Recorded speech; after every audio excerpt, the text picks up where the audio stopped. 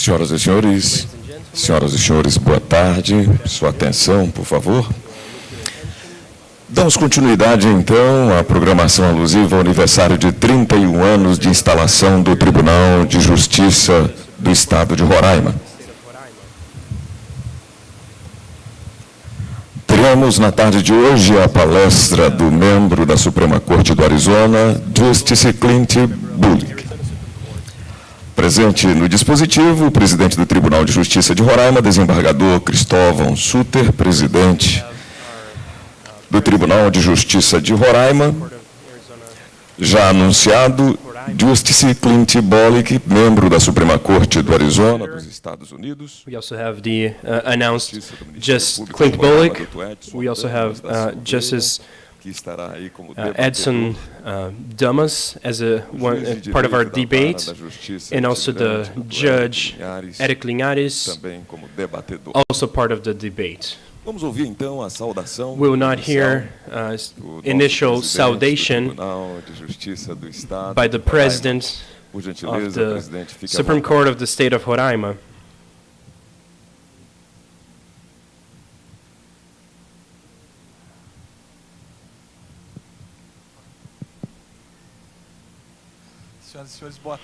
Ladies and gentlemen, good afternoon. With special greetings once again to Justice CLINT BOLICK, that honors us with his presence in this afternoon, that will talk about the model and framework of the USA, talking about different aspects of it. I also would like to greet the Dr. Damas and Dr. Linhares, to the select people that are watching us today, including my family here, my wife and both of my children. My special greetings to each of you. And I'd like to remind you that during the exposition by our special guests, we will have people here that will be gathering questions in case you have questions to our panelists. So now I'd like to read a brief summary of CLINT BOLICK's resume. So he was nominated by Governor Ducey in 2016, and he was re-elected by the citizens after that. So before becoming a member of the Supreme Court Justice, he already participated in several cases from coast to coast, including before the Supreme Court of the USA. Between other roles, he has been the vice president of litigation of Goldwater Institute, and also the founder of Institute for Justice. He has litigated in different areas. Justice BOLICK received his Juris Doctor by UC Davis in California. And between other awards, he has received an award to be one of the best lawyers in DC in the last 30 years, award received in 2008, also the Bradley Award in 2006, and also recognized by American Lawyer, by one of these special things. Justice BOLICK has also written over 12 books and several articles. In between his most recent articles we have and books, we have Unshackled Immigration Wars, which was co-authored with Florida's ex-governor. He's also an adjuncted professor at ASU Law, Central Day O'Connor School of Law, and also at James B. Rogers College of Law. He has also acted as a professor in one of the Harvard colleges. Eu destaco aqui Other than a this figura humana do special Justice BOLICK, and very que esteve conosco pela parte da prestigious manhã, resume, I'd like e encantou to a todos say how pela humble sua and simplicidade, humane pela sua sabedoria, Justice BOLICK has e been revela when he os was here with us in this morning, pobre, really que é shown to be a noble uma pessoa man, extremamente simples, a humilde e symbol of acessível. somebody who's very Nos encanta accessible. Justice BOLICK, It e eu enchants solicito us, uma salva de and I'd palmas, like então, to para ask receber everybody o to clap so that we can receive him here today.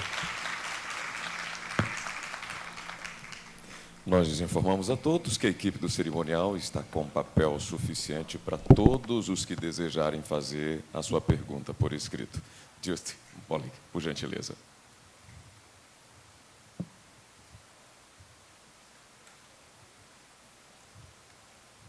Good afternoon. Thank you for that very warm welcome. I have so thoroughly enjoyed my day with the Chief Justice and his colleagues, and just think that this is a wonderful example of a court of justice, and I'm honored to be here.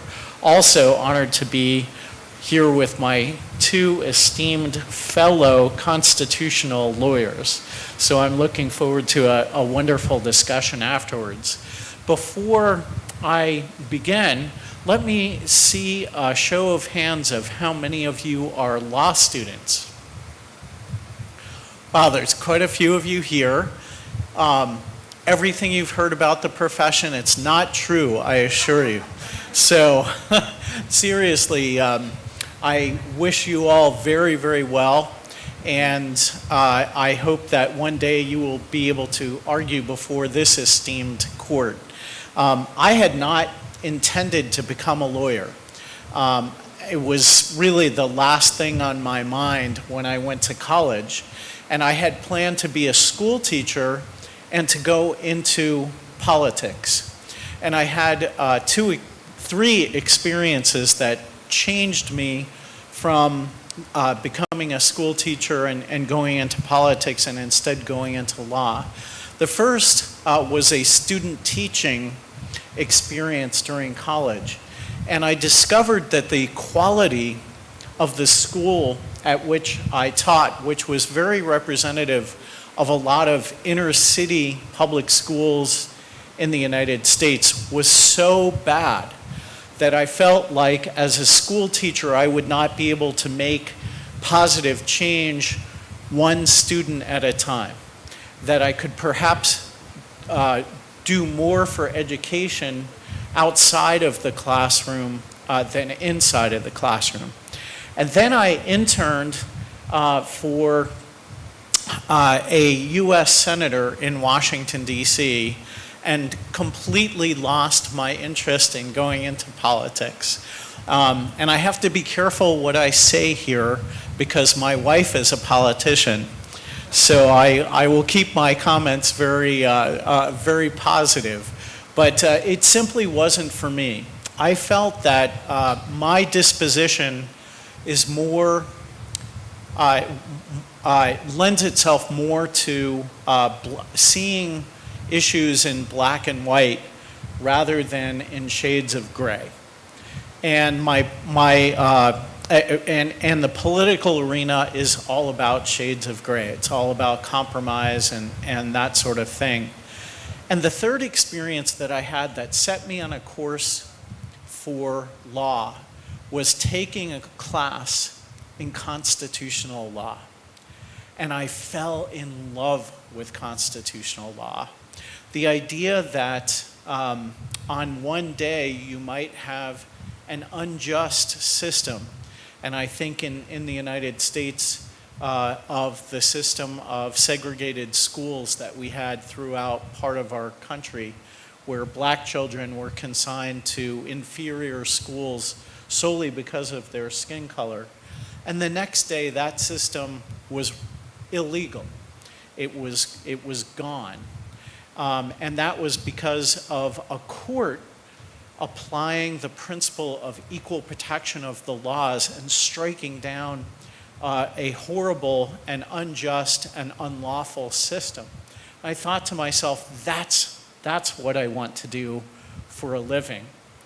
And fortunately for me, I didn't have any mentors who would tell me that almost no one gets to be a constitutional lawyer for a living. It's very, very rare, but I went to law school filled with that passion, and became one of the fortunate people to get to argue some of the most important issues of our time. And now I'm luckier than ever to be a member of our Supreme Court in Arizona, and I absolutely love it. Sometimes I feel like stepping down and arguing the case to my court, but I managed to restrain myself and keep my seat on the bench.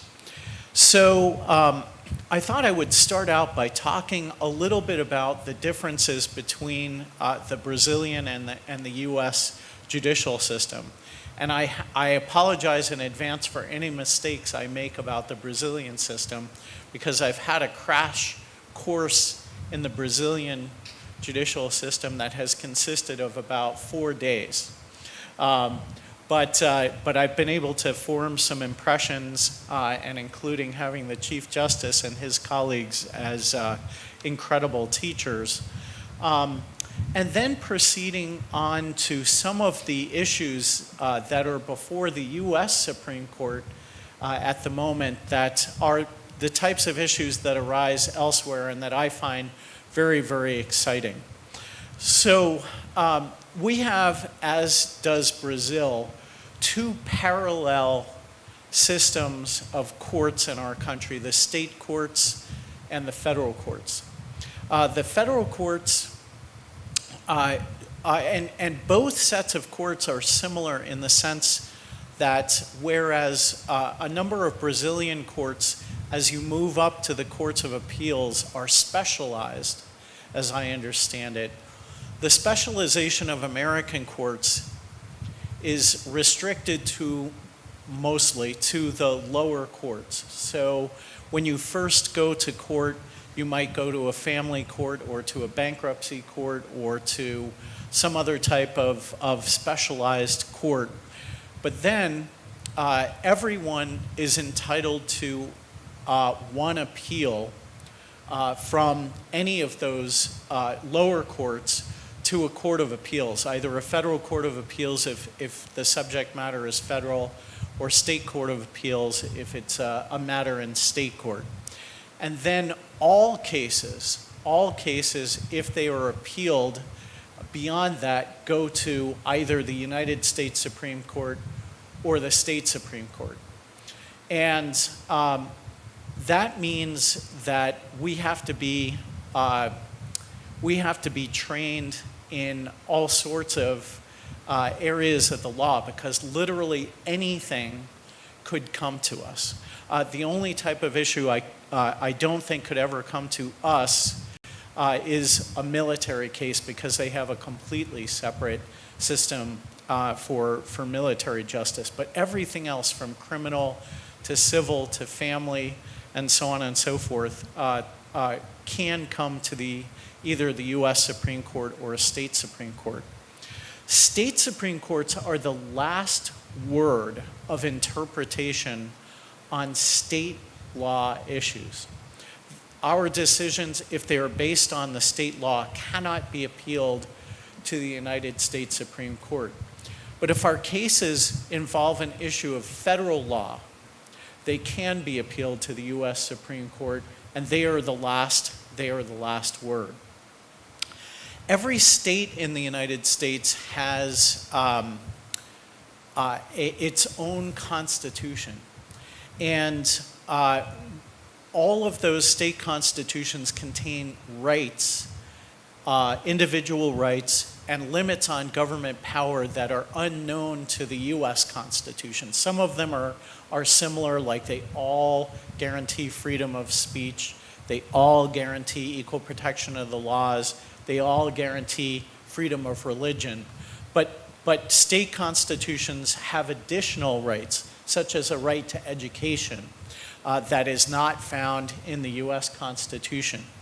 And as state Supreme Court justices, we are empowered to interpret our constitutions to provide greater protection for individual rights than the U.S. Constitution provides under the federal Constitution, but not fewer protections of individual rights. So I have found, as a justice on the Arizona Supreme Court, we have an expression in the U.S. that you may have here as well. I sometimes feel like a kid in a candy store because there are so many unique provisions of our Constitution, many of which have never been interpreted in a significant way. And my colleagues and I have an opportunity to give meaning, and in my view, our role is to give the original meaning, the intended meaning to those constitutional provisions. And they're very, very exciting, those cases. Some cases not so exciting, but unlike this court, which I learned over lunch, which has thousands of cases every year, the U.S. Supreme Court and the state Supreme Courts are able to choose which cases we will decide. And we choose based on how important the issue is and how confused the law is on those issues.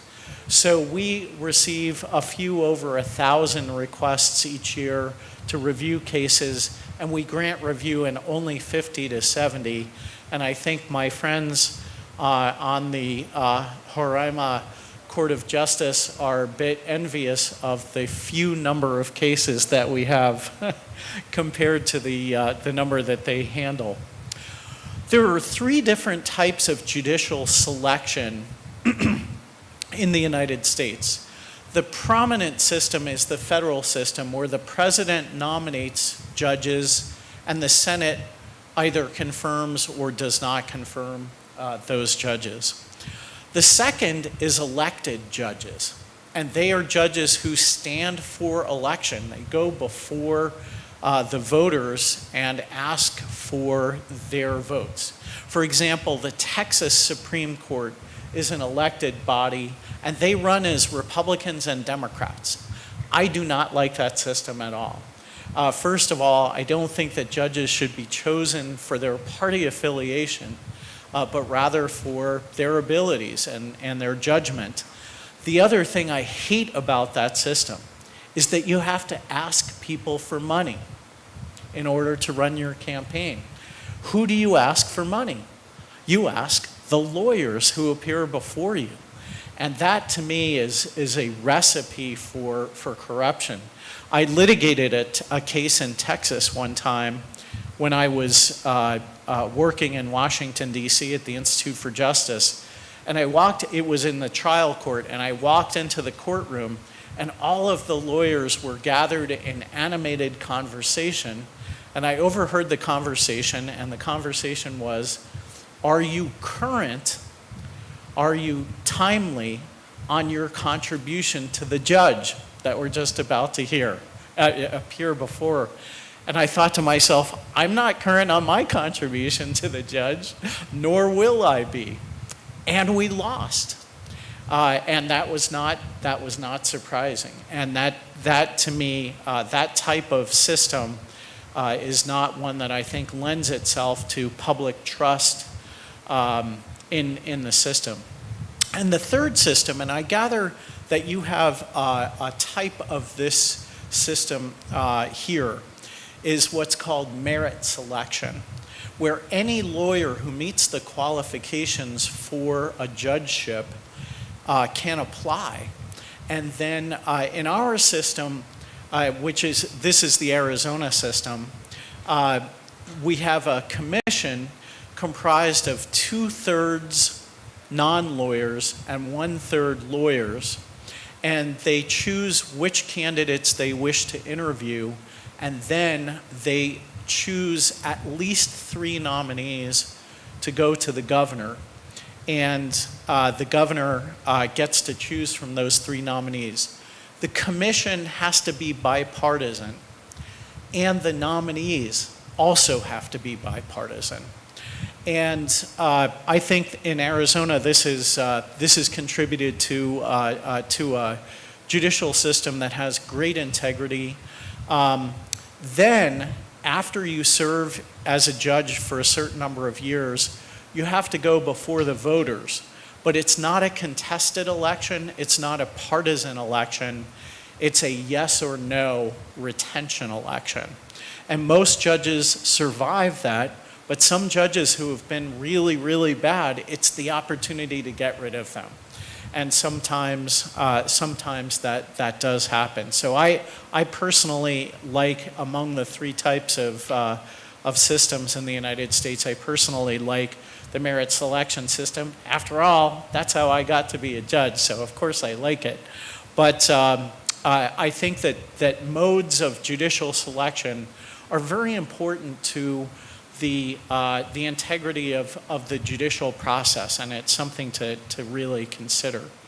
So in the United States, federal judges have lifetime tenure. And this was one of the unique features of our Constitution.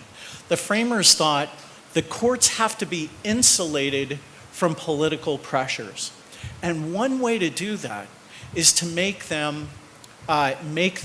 give them life tenure so that they can never be removed unless they're impeached. And only a couple of judges, federal judges, in the entire history of the United States have been impeached. And so it's a system that has insulated judges from political pressures. But the framers of the Constitution, as brilliant as they were, didn't think to themselves, one day people will live a lot longer than they do today, and that will mean that that judicial terms will be very, very long. Just to give you a statistic that I find fairly remarkable, at the time the Constitution was ratified, the average age of a federal nominee to a court was older than the average age of death. So when you're nominated, the life expectancy tables would have you die the next day. Very short lifetime tenure. And I think that's really what the framers of the Constitution envisioned with this system, is they're not, and there were exceptions, of course, with justices who served for a long time. Today, the judges are named earlier and they live a lot longer. So that the average tenure of a U.S. Supreme Court justice now is over 30 years. And so the appointments that the president makes and that the Senate confirms in the United States to the United States Supreme Court are just incredibly important, and they are bitterly, bitterly fought. So we now have a U.S. Supreme Court that is probably more judicially conservative than at any time in my lifetime. And the court is very eager to take on very controversial cases. And I won't comment on my own views on these subjects that are before the court, but I thought you might be interested to hear about some of the very controversial cases that are before our court this year. And their term ends in June, so we'll have responses to all of these cases before the end of the term. The first one that I'll mention was actually argued before the court today, and I was just looking at the news coverage. And we have, of course, freedom of religion in our country. It's in our First Amendment, so it's considered, along with speech, to be foremost among our protected liberties. We also, though, and I'd be really curious, and I bet I could find out very easily, whether this other provision is a part of the Brazilian Constitution or not, and that is a prohibition against the establishment of religion. And so we have these two provisions. One says Congress shall make no law restricting free exercise of religion. Actually, I got the order wrong. This is terrible. Respecting the establishment of religion or prohibiting the free exercise thereof. As you can imagine, those two clauses have created a tremendous amount of tension.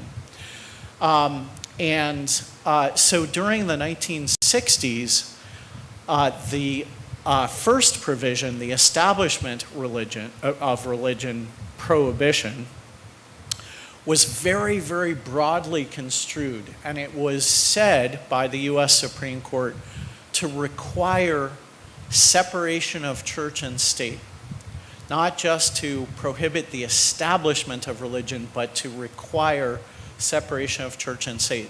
So, for example, prayers in schools were forbidden, and reading the Bible for Bible verses in school was forbidden, and all sorts of other things were forbidden by the court. Our current court is much more interested in the other provision of the First Amendment, and that is the free exercise of religion. And so they have narrowed the Establishment Clause and have broadened the free exercise clause. So the case that went before the court today was the case of a public high school coach who, after every game, would pray on the field. And then over time, more people, some of the players would come and pray with him. And he was fired by the school district for having this prayer. Now, he did not make anyone pray with him, but in past cases, the U.S. Supreme Court has reasoned that young people are so susceptible to influence that if you even allow a person to do this, that it puts pressure on them to participate. So they fired this school teacher, or this school teacher who served as the football coach. And you can only imagine what happened when he was fired. People came from miles away to pray together after the football games. And this caused just a huge amount of controversy. And the case ended up in the United States Supreme Court. And I gathered from the argument today that most of the justices are inclined to say that a purely voluntary prayer following a public school football game is permissible, and to further expand freedom of religion in the United States. And it's interesting, most people think of the United States as a bastion of freedom of religion. After all, the earliest white settlers from Europe came over precisely because they wanted to have freedom of religion, but the framers of the Constitution were also very concerned that religion not be established by the government. And seeing the interplay of these two provisions in the Constitution is very interesting. The second issue is one that you may have read about, and that is the issue of abortion. In the 1970s, the U.S. Supreme Court ruled in a case called Roe versus Wade that women have a right, as part of the privacy protection in the Constitution, to have abortions. And the court, the decision was controversial in all sorts of ways, but the way in which I find it, and when I teach it to my students, I criticize it for this. It didn't simply say the laws that were prohibiting abortion were unconstitutional. In my mind, that is a judicial decision to strike down something. Whether you agree with whether it's constitutional or not is a different issue, but it is a judicial action to strike something down as unconstitutional. But the court didn't stop didn't stop there. It adopted what was called a trimester system, saying that abortions had to be completely permitted in the first 3 months of pregnancy. The state could regulate it, but not prohibit it during the next 3 months. And in the final 3 months, the state could prohibit it, except in instances of danger to the mother. When I see something like that, I don't think judicial decision, I think legislation. And that has been a major criticism of Roe since it started. So over time, with a more conservative court, the issue of abortion has come back to the court repeatedly. And the other thing that was controversial in the Roe decision was that the court fixed the right to abortion to what is called in U.S. medical terminology, I'm not sure the same term is used here, to the viability of the unborn child, meaning that the child could survive by itself outside the womb. And of course, the time of viability has advanced dramatically since the 1970s. And as a result, some states have restricted abortions at a much earlier time. And now the issue before the United States Supreme Court is whether a Mississippi law that forbids abortion after 15 weeks is constitutional or not. So the court is reconsidering its past decisions, and you can only imagine how eagerly the public is waiting to see what the court does with this case. And a final issue, and it's one that I know has dimensions here in Brazil as well, is a system in the United States called affirmative action. And I don't know whether the terminology is different or similar, but it's the idea of giving underrepresented groups a hand up in terms of applying for public contracts, applying especially in university admissions and that sort of thing, based on race or ethnicity or gender.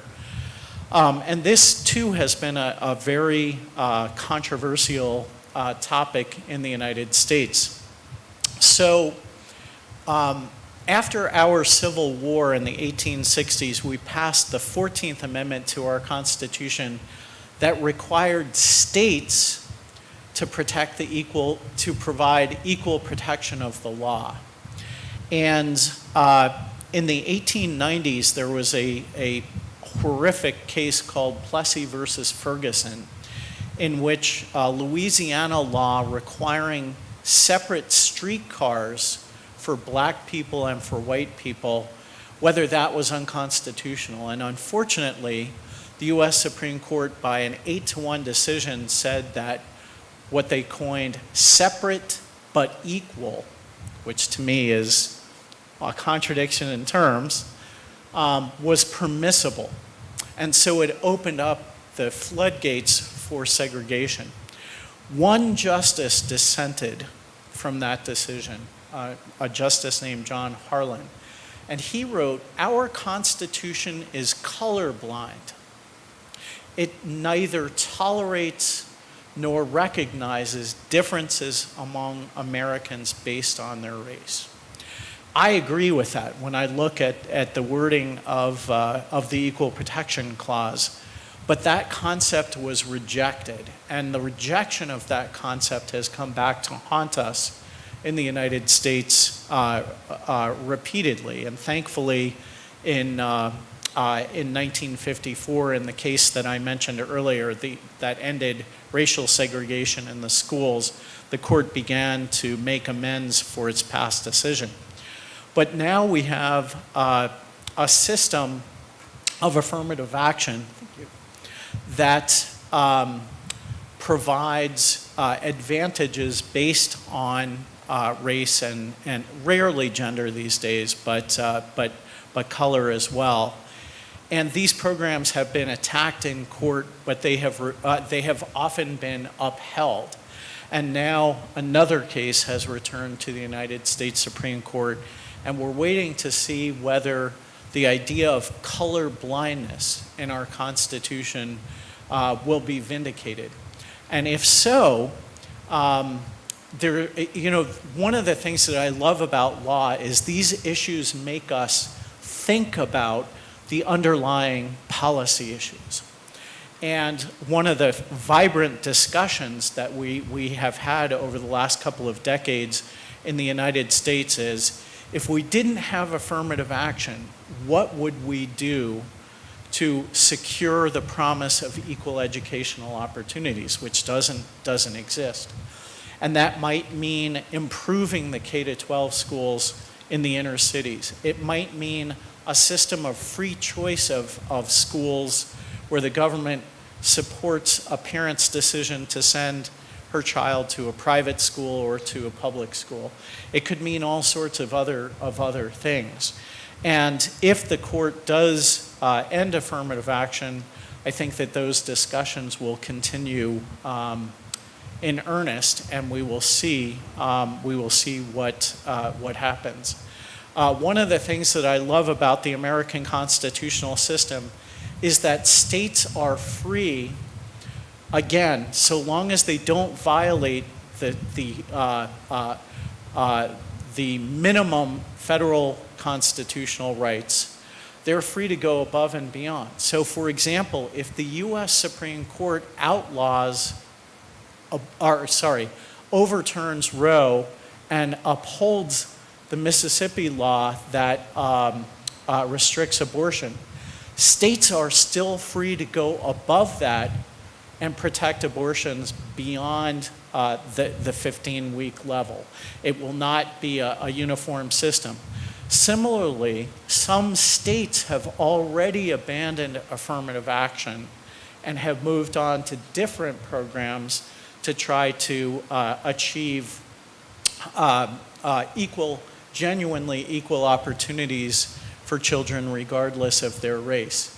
So even as the Supreme Court argues about these issues, we have these 50, what the court once called laboratories of democracy, where we are trying different policies on for size.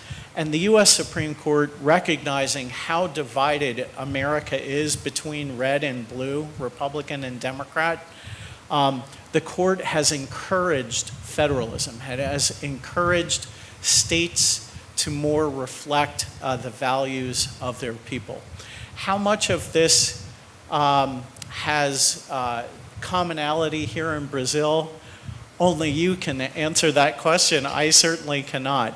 But I hope that you find it interesting that we're dealing with some of these issues right now.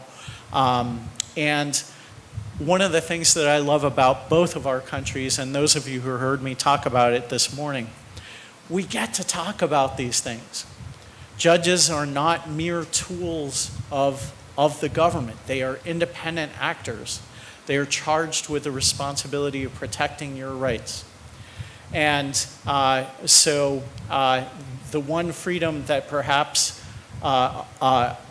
is the structure that supports all of the rest is freedom of speech. And I love that we are all here today, people of every political, philosophical persuasion, and coming to our own conclusions about what is right.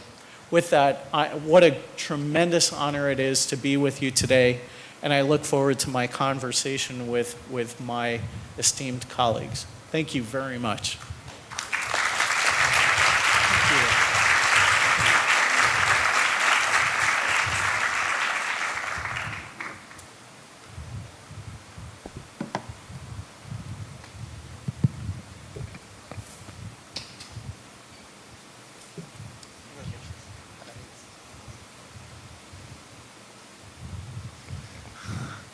Inicialmente, eu gostaria de agradecer First of all, I'd like to thank mais uma vez once again BOLICK, pela excelente apresentação que nos fez, pelo olhar diferenciado que nos traz do sistema americano. E tenho certeza que todos nós ficamos aguçados em relação a algumas dúvidas. Até pela forma Interested in different questions, especially when we think about coming into the public career. In Brazil, we'll do tests, we'll take exams, which access is very universal in a way, and also there is no possibility of election. Definitely, that's probably because we don't have enough cultural and political evolution in that sense. I was very curious, Professor BOLICK, regarding impeachment for judges. In Brazil, we have experienced in the last few months a discussion, a debate about different questions that happen within our Supreme Court in a way that not rarely are judged by our Supreme Court. So some people have started different requests for impeachment for those Supreme Court justices. In relation to the American system, how would that work if you were to impeach a judge in a state court, or if you could explain that to us, please?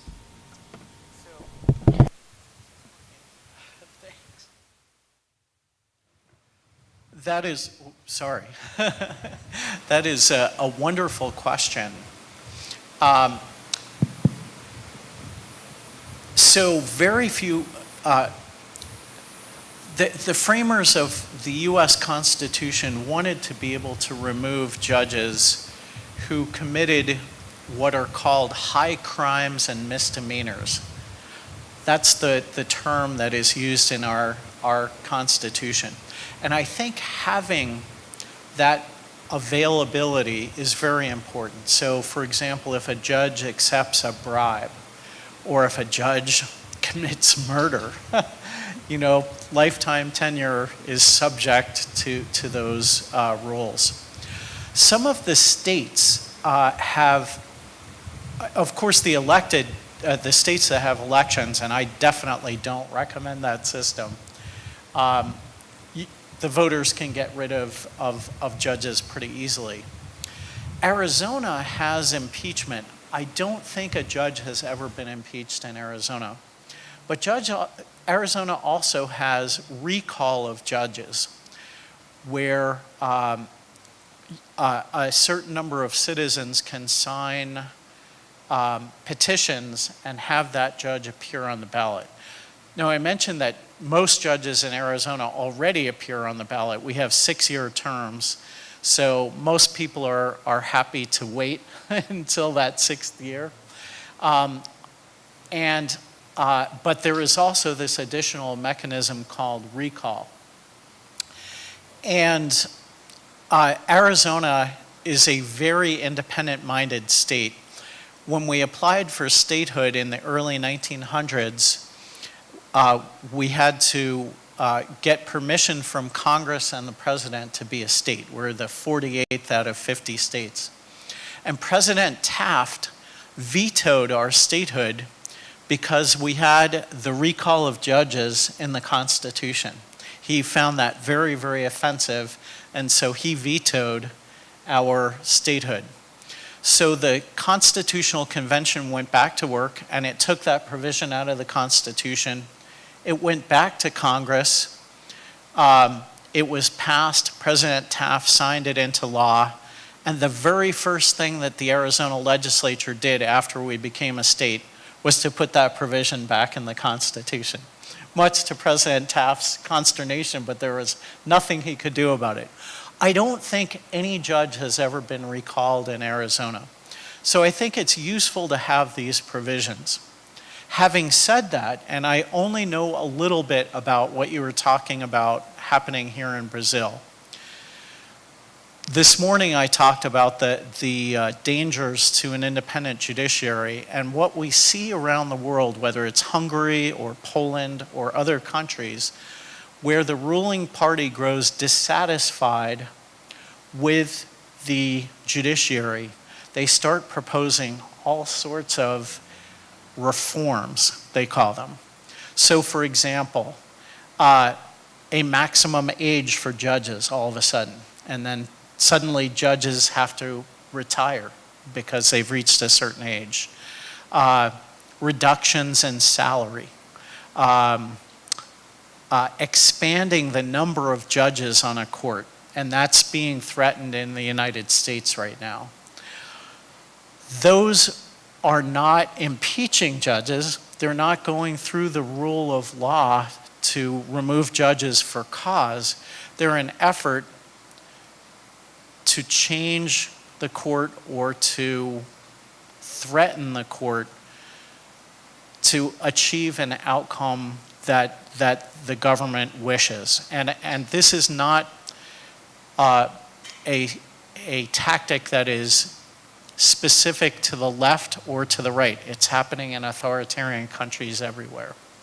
To the extent you see this happening in Brazil, even if you were a supporter of the person proposing it, please oppose it strongly, because it will, these little things will destroy the rule of law. They will destroy the independence of the judiciary.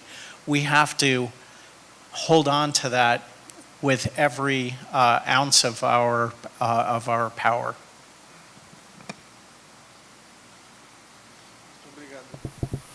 Thank you so much, Justice BOLICK. Obrigado, professor. Eu não Thank you, pretendo Professor. monopolizar as questões. I hope not to monopolize the questions, but I'd like to ask once more, because nowadays we discuss a lot in our system Da idade. regarding age. Aqui nós temos, professor, Here we have aposentadoria compulsória. a mandatory time when judges need to retire, and that's at 75 years old. So political people normally will mention that they want you to bring this age down or higher. So I'm curious to know if there's a rule in the USA, if you have retirement age. Is that in the Constitution, in the federal Constitution, or in the state Constitution? Is there a limit date? That is a great question. And in the federal Constitution, there's lifetime tenure. So if you're 90 years old, you're 100 years old, so long as you can show up at court every day, you still have a job. And we have had justices on the US Supreme Court who clearly no longer were in possession of their mental faculties. There was really nothing that could be done about them because the impeachment is limited to high crimes and misdemeanors. There was actually a very cute story. Justice Thurgood Marshall, who was the first African American to serve on the US Supreme Court, he was growing very, very elderly. He was into his 80s, and a number of people were asking whether he was going to retire. And he gave an interview and he said, "No, I'm not going to retire." He said, "I have lifetime tenure and I'm going to complete that tenure." And he said, "Not only that, I plan to live to be over 100 years old. And not only that, when I finally die, I intend to be shot by a jealous husband." Just a delightful story. He did ultimately pass away not that long thereafter, but that could have been a true story ultimately. But my thought, we in the state of Arizona, we have mandatory retirement at age 70. As I see that age somewhere on the horizon, I think to myself, gee, I'm just warming up. So that's way too young. My thought, especially when it's part of the Constitution, hopefully we will continue to live longer and longer. So if you had it, it should be pegged to the actuarial tables in an objective way, so that if people live longer, if they remain healthy, if they remain mentally active, the age would automatically go up rather than just being set in stone. That's my thought. Muito obrigado, professor BOLICK. Thank you so much, Professor BOLICK. I have two questions that came from the audience today, and I'd like to read the first one. In Brazil, several state countries will broadcast their judgments. How does the U.S. deals with that? What's your personal opinion of broadcasting the judgments? I love that question. So our arguments are live streamed. If you didn't get enough of me today, just go to our court's website and you'll see a schedule of our arguments. I love that. Not everyone can come to the court. I think that the more people see us, see what we do and how we do it, the more they will support us. Because whatever conception they have that we're political judges or that, or whatever their perception, when they see us at work, they're going to generally like what they see. So I support that. The U.S. Supreme Court has refused to allow televised proceedings. It's been an issue for decades, and they stubbornly refuse. You can listen to their arguments after the fact, just the audio part, and the rationale for it is the fear that judges will play to the cameras. You know, I think that's crazy because they must think they're going to get a much bigger audience than they're going to get, and it's going to be like a reality show. No, these are serious people watching them, and I don't think judges will do that. And if they do, they'll get tired of doing it pretty quickly. So I support the transparency completely, and I would love to see these guys in action too.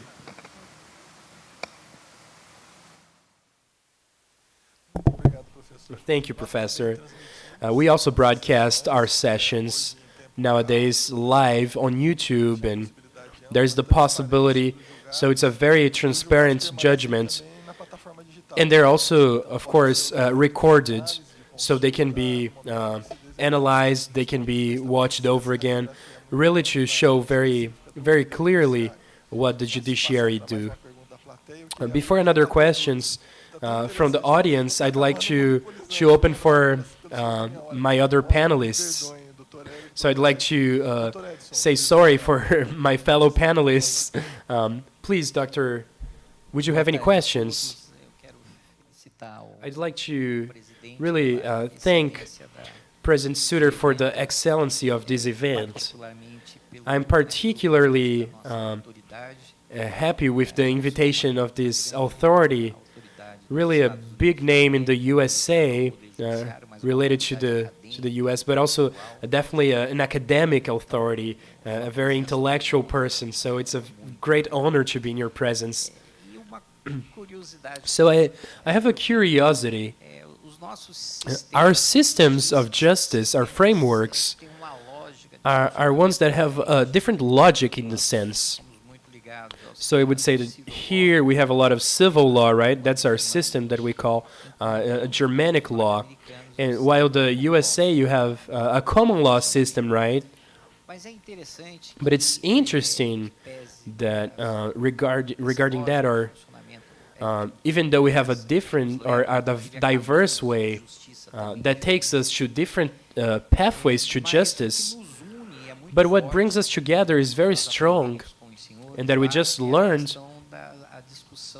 It's this big discussion about the constitutionalism and the Constitution and constitutional law as a special discipline. So much so that the modern constitutionalism was really born in the U.S. You're the fathers of it. So it's really after this American experience of what a state is, not only the idea of Aristotle idea of a constitution, which is really a political letter. It's really the Americans that really brought in rights and individual liberties into the Constitution as really a letter of rights. So it's not only a political letter, but really a judicial and a letter of law. So really there's all these ideas of the architecture of what the government is. and especially the U.S. Constitutions bringing these rights into the text. So building out of that, and the curiosity that I have that comes to my mind is where is the fundament to recognize the autodetermination of indigenous people? So I noticed that both Roraima and Arizona have different indigenous peoples that are original to those territories. I guess about 20 in Arizona and maybe 15 here in Roraima. So there's a lot of indigenous peoples in both of our states. And I'm curious to understand what's the fundamental, where is the source for a right, for a recognition of this intern system that goes within the different tribes, the different indigenous systems. Is it within the state? I just would like to understand it better. Is it, or do you understand that it is really shown through the individual's rights? Where can we find a source for that? And I'm actually asking regarding the constitutional text. Where could you find that? So that's a brilliant question. And by the way, I certainly invite you to comment on anything that I have said before this. And by the way, I want to thank Claudio Klaus, who is locked away in a little room back there translating for me, and he's doing a fantastic job. And he interned for me at the Arizona Supreme Court. He's our first Brazilian intern at the Arizona Supreme Court, and I hope, based on his example, that he is not the last Brazilian intern. But it's a very, very difficult question under American law because it is so complex. But generally speaking, every person who is physically present in the United States is entitled to all of our constitutional rights, including members of Indian tribes. So, for example, if the United States were to discriminate against Native Americans in some way, they would be entitled to go to federal court and to have their rights vindicated. At the same time, excuse me, under our 14th Amendment, they are entitled to self-government. So the tribes have their own courts, they have their own laws, and they operate as sovereign entities. You can only imagine the conflicts that exist among the federal government, the state government, and the tribes when it comes to issues that transcend or that implicate the rights of states, the rights of tribes, and the power of the federal government. And I was mentioning to the justices over lunch that the court currently has a case under federal law. The tribes get to determine who is an Indian, and some tribes have defined that very, very broadly to anyone who has a trace of Indian blood belongs to the tribe. And the issue has arisen, what happens if a child with Indian blood becomes a foster child, is released, there's a termination of that child's rights, and doesn't reside on the tribal property. Under federal law, the tribe still gets to control that child, even if the child has never set foot on the reservation.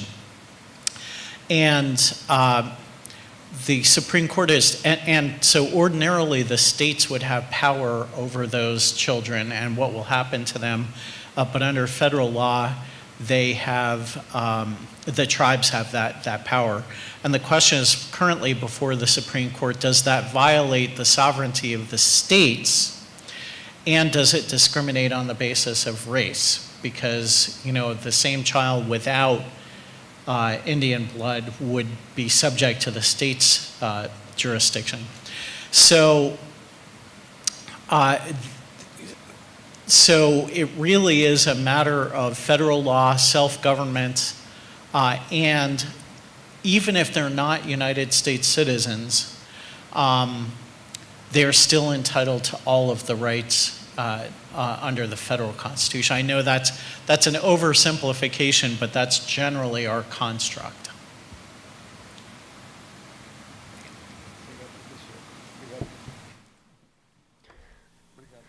Once again, thank you, Professor BOLICK. Now, Judge Eric, would you like to ask any questions? Thank you. Good afternoon, everybody. It's great to be here with you today. President, thank you so much for the invitation. It's really a satisfaction to meet you, Justice BOLICK. It's great to learn from you today. Our law, even though it's a different system from the U.S., we have copied several ideas from the U.S., I would say. In the 80s and 90s, we implemented the ideas of small claims courts. Nowadays, they are called like special courts. And they're about 50% of all the Brazilian justice. We have those in a state level, in a federal level as well. And just recently, especially after a new procedure law, we have adopted a system that brought really the idea of a multi-door justice, an idea that comes from the states. So I'd like to know, as a judge and as a professor, if you are familiar with this multi-door justice idea, does that word make sense? Eu não estou especialmente familiarizado com esse termo, mas se você puder explicar um pouco para mim melhor o que isso significa exatamente, sim. eu adoraria poder melhorar.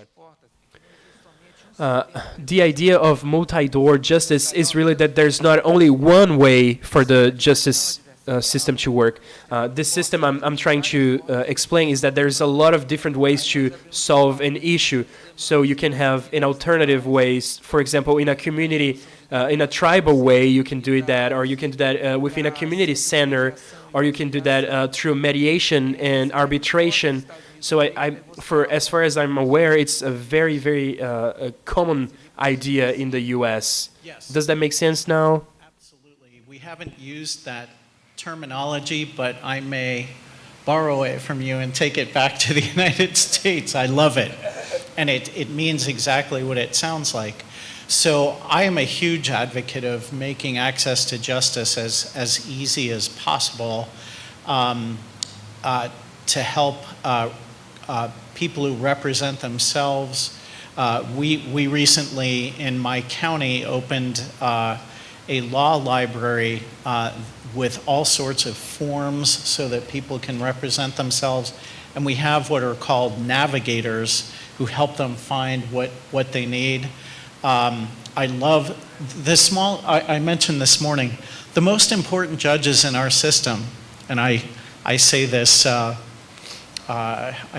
with some worry about what I'm about to say. We are not the most important justices or judges in our system. The most important judges in our system are the ones who deal with everyday people. And it's so important that people who go to court in a family law situation, in a debt situation or whatever, that they feel like they're respected and heard. And if they feel that way, they're going to feel that the system works. And that's so very important. So I favor the opportunity for mediation, arbitration, alternative courts. I learned recently with specialized courts where the judges really know the issues that are before them. We have a pet court now where if there's an abused pet, you go to this particular court. That's how specialized they've gotten. I do want to mention one innovation. I don't know what your situation is here regarding this issue, but in the United States, as in most places, the practice of law is heavily regulated. Often the regulations are not for the protection of the public, they are for the protection of lawyers. And they are designed to limit the supply of lawyers. And the result of that is that many people in those lower courts are unrepresented, and they can't afford representation, and they're often up against a company or a spouse who has a lawyer or whatever, and they don't do very well. So Arizona became the first state in the country to recognize licensed legal paraprofessionals. And these paraprofessionals don't graduate from law school, but they go to paralegal school, or they work with a lawyer and they gain experience, and then they take a limited examination in a particular area of law, whether it's criminal law, family law, and they are allowed to represent clients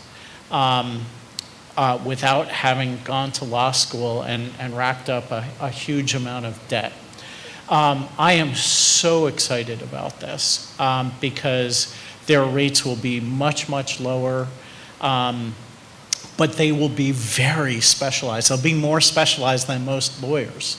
And so I'm very excited to see. We had our first set of examinations. We now have more than 100, and I expect there will be thousands before long. So we often focus on this issue on the supply side, where we're supplying new areas of justice, access to justice, but we haven't focused so much on the side of paraprofessionals. And when you think about it, in the US right now, when you go to a medical clinic, chances are you're not seeing a doctor, you're seeing a nurse. And if the nurse needs to call in the doctor, the nurse will.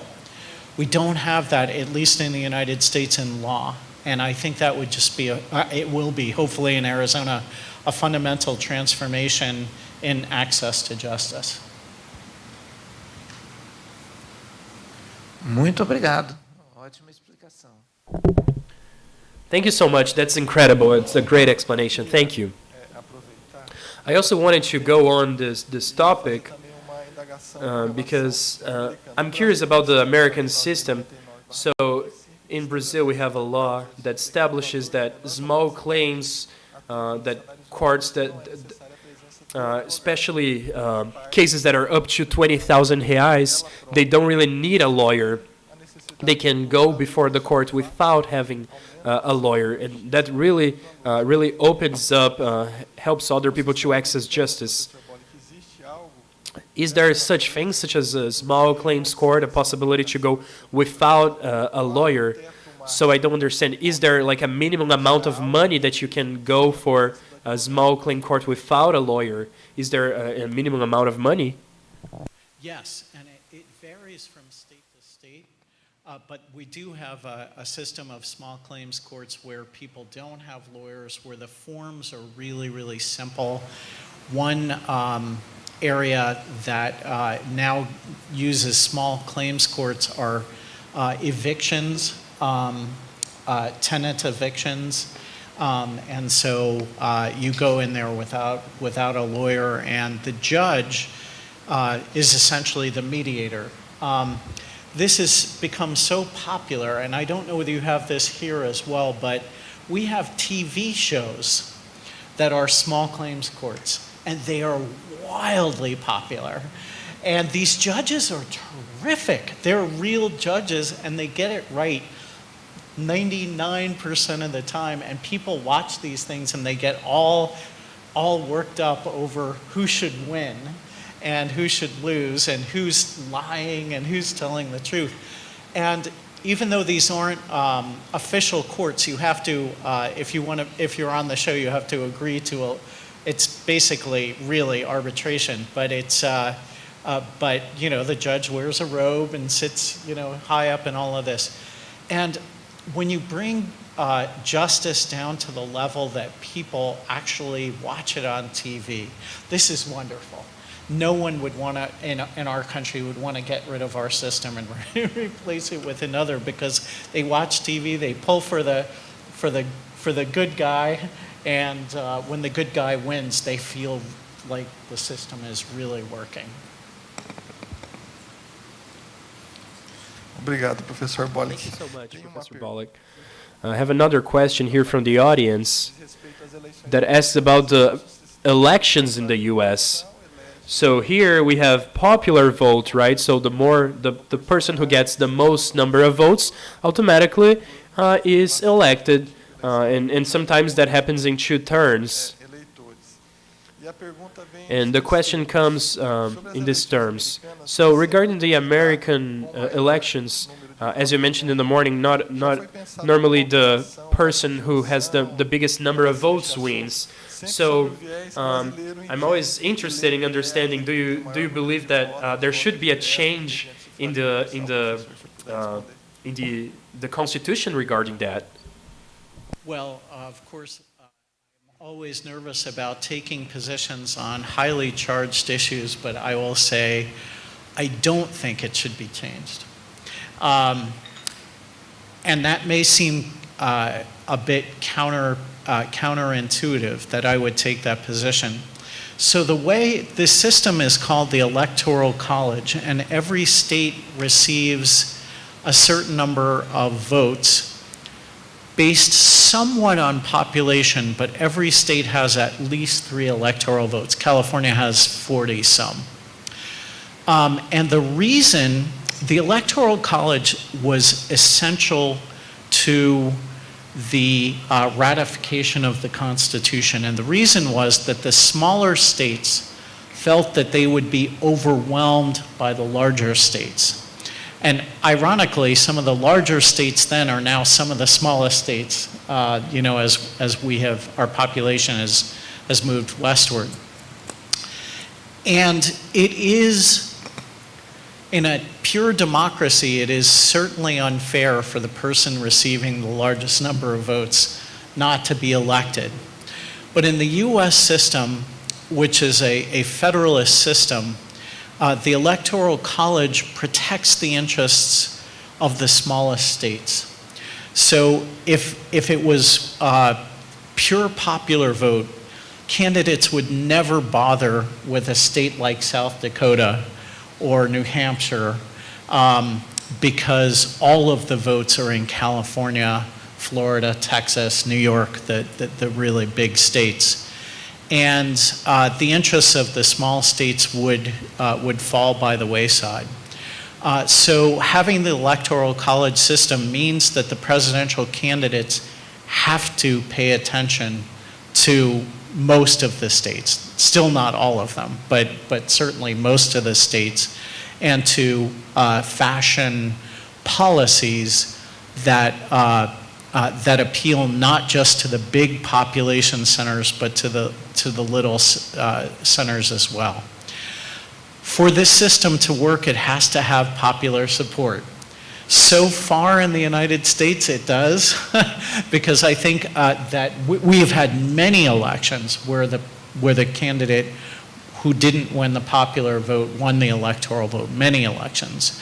And on election night, you know, off to the side are the vote totals, but what they're really showing are the colors on the map of the different states. So, so people in the United States recognize that it's the states really that ultimately elect the president, and so far they're fine with it.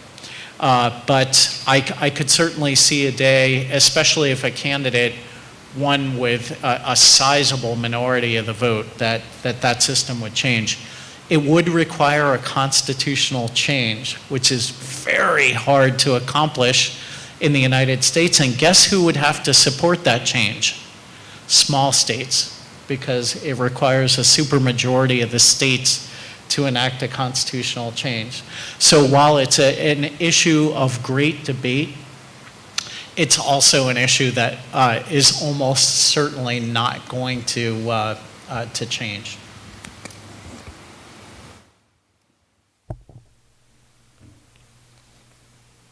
Obrigado, professor Bolick. Obrigado mais uma vez, professor Bolick. Temos mais uma questão aqui da... We have another question from the audience. So this question is about media that exerts such a big influence in the whole world. So I feel like there's a big media influence in the U.S. and in Brazil as well regarding big cases such like O.J. Simpson's and others. How do judges deal with that, with the media influence in the U.S.? By the way, I have to congratulate and thank the audience. These questions are really fantastic, and if any of them are coming from law students, they're terrific. You have a bright future ahead of you. That's a really, really good question. And we have not only freedom of speech in the United States, but explicit freedom of the press. And as a judge who really believes in the Constitution, even if I sometimes dislike what I see in the media, I am going to enforce that constitutional guarantee very, very strongly. The only thing worse than our current media situation, in my mind, would be suppression of the media. And one of the good things about where we stand today technologically is anyone can be a publisher today. It used to be that, only a handful of newspapers and TV stations could operate. And so the case for regulation perhaps was greater in those days. And in fact, the US Supreme Court recognized that it was greater in those days. Today, if you don't like what you see on one blog, if you don't like what you hear on TV, start your own. And that is, of course, happening like crazy. And I say that just after having read a decision, a news report on a recent decision from my court where a reporter is calling our integrity into question. And so I hate seeing that.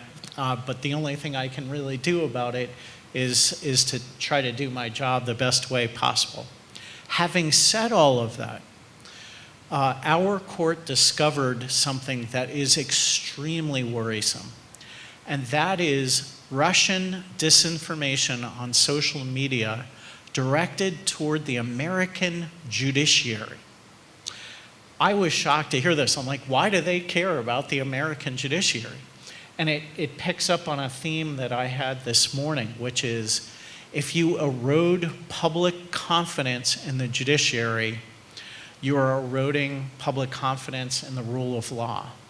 So what the Russians do is if there is a decision that conservatives like and liberals don't like from the US Supreme Court, they'll put out memes that say, oh, there's a corrupt judge, or I remember one, this justice violated her constitutional oath today. And then people who disagree with the decision repost those memes like crazy, and they influence their friends. And the same happens when the situation is reversed.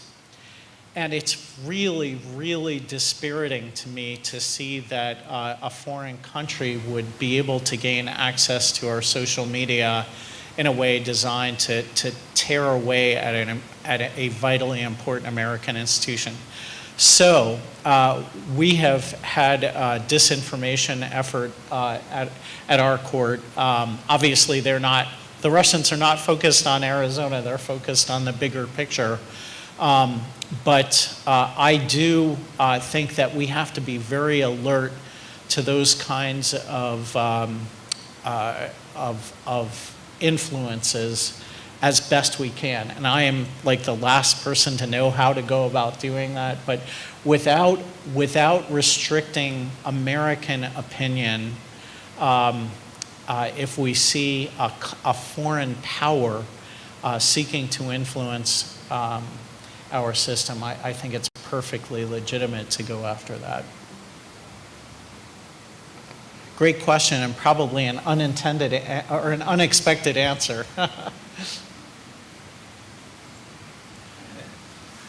A resposta foi tão boa. The quanto a answer pergunta. was so good as the question. Don't worry, Professor BOLICK, it was amazing. We are very happy to have you here today. Reminding everyone once again that it's his first time in Brazil, so it's a great honor, and such a simple and sympathetic person, such a wise man. Without necessarily, he's just so approachable. It's amazing, so easy to talk with, and he shows his knowledge so easily. I'm sure we would have so many other questions, but really we would like for Professor Justice BOLICK to come again. So I can't extinguish all the questions, so I'd like to register once again the great honor to have you here with us.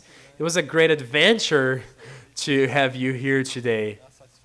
It's a great satisfaction also to have Dr. Edson and also Dr. Eric here in the panel and this wonderful and participative auditorium with us. Thank you so much for being here. You really enriched this. So I really would like to invite you once again, Justice BOLICK, to come to Brazil again and to keep this debate. I want to show you more of what the beautiful things in our state, and I'm sure you will appreciate it. Maybe you'll come with your family members. You know, we are very, very welcome to come here. I'd like to thank everybody who's watching this and wish you all a great day. Thank you so much.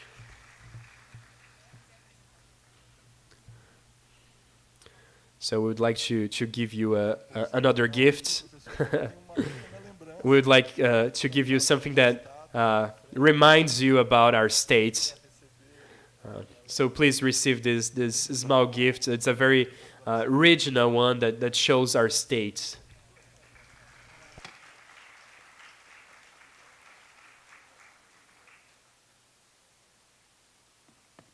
Uma última lembrança, o professor BOLICK, extremamente gentil, também fará algumas fotos. Tenho certeza que muitos dos senhores pretenderão, então ele vai estar aqui conosco.